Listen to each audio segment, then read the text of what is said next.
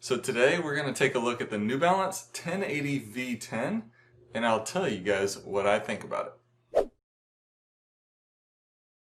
How's it going, runners? My name is Justin Thompson. I'm your average running PT and I help the average runner achieve their own personal elite status. If that's something you guys are into, then go ahead and hit that subscribe button and click the bell so you know when the next video comes out. So I've got another shoe review for you guys, and this one's been sitting around for a little while, and if that gives you any indication as to how I feel about the shoe, well, you might be right. I wasn't extremely excited about doing the review for this shoe, and I'm just cutting to the chase right now because I know that I don't want to just kind of push things along and say, oh, these are the specs, these are this, these are that, and I'd rather just jump on here and say, look, I wasn't a huge fan of the shoe. Now, does that mean that this is a bad shoe? Not at all. I just felt like a lot of the reason that I didn't like it was more of a personal preference kind of a thing. And if it's something that works for you guys, then I think that it's still a fantastic shoe for a bunch of people. Now, there were some things that I did like about it, and I'm going to give you some of those pros and cons, but let's go ahead and jump into some of those specs. Now, first of all, the weight of the shoe. This is 9.9 ounces or 281 grams in a men's size 9, which is a little bit on the heavy side, but it is a daily trainer.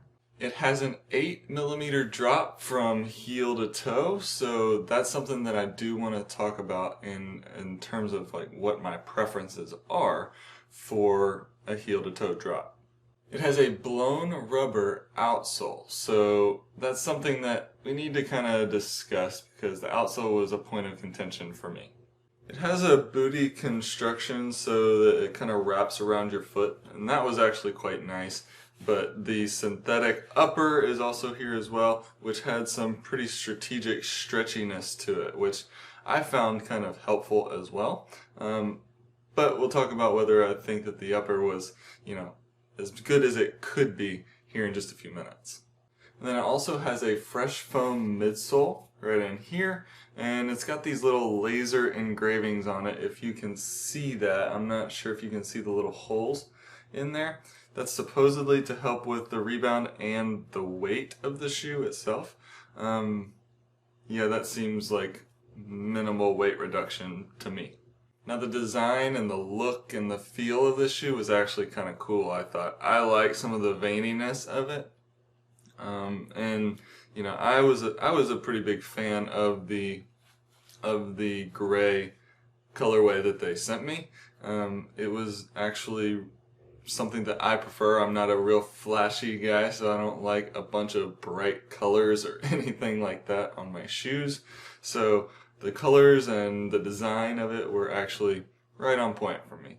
So let's talk about some of the things I didn't really like about this shoe. So number one, the thing that stood out to me from my first impression run to the last run that I did was this rubber outsole. There's a ton of rubber on it, and when I see that much rubber, I would expect, number one, that it would be a little bit heavier. So the fact that it weighs 9.9 pounds, not a big surprise. I'm not super concerned with the weight necessarily because I see all this rubber. However, when I see this much rubber, I would also expect there to be pretty good grip on the ground.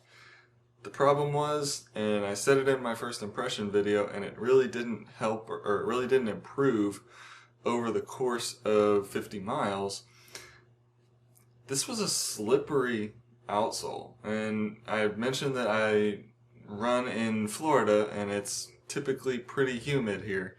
And so the ground gets a little bit wetter than just normal asphalt and anywhere else. And I just felt like I was slipping around almost every single step. And I don't know what makes this rubber different that made it feel like I was slipping around all over the place, but I definitely didn't feel sure of my steps underfoot. Secondly, if you know me at all, you understand that I'm a little bit more partial to a wider toe box, and this shoe is definitely a little bit narrow. Now, it was helped out by the fact that this material is a little bit stretchy, so it did allow for a little bit of flex room at the front of my foot. However, I definitely would prefer something that has a little bit more space in the toe box. Again, this is a preference to me. Some people like that snugger fit, and I think if you are somebody that does like the snug fit, that this is a good one for you, because it's gonna be, it's gonna wrap you down nice and tight, but it's gonna also allow for a little bit of stretch and a little bit of looseness for those toes to kind of move around a little bit more freely. Now you might also know that for the heel to toe drop, this is something that I have a definite preference for, and typically that preference is in the 6 millimeters and below kind of a range. And my sweet spot really is for an easy kind of recovery shoe. I'd like to be at the 0 drop, and I wear my Ultras for that. But for anything else like speed work or long runs or things of that sort, I am definitely going to be leaning in the direction of like a 5 millimeter drop. This at 8 millimeters was definitely a bit much for me, and I always felt like this extra amount in the heel was forcing me onto the front of my foot a little bit quicker than I wanted to. Now again, this is a preference for me, and when I first got the shoe, I was actually very happy to have that 8 millimeter drop, because I was dealing with an Achilles problem. But once that Achilles problem went away, I never found myself wanting to go back to this shoe because of the way that it made me feel like it was pushing me a little too far forward onto the front of my foot.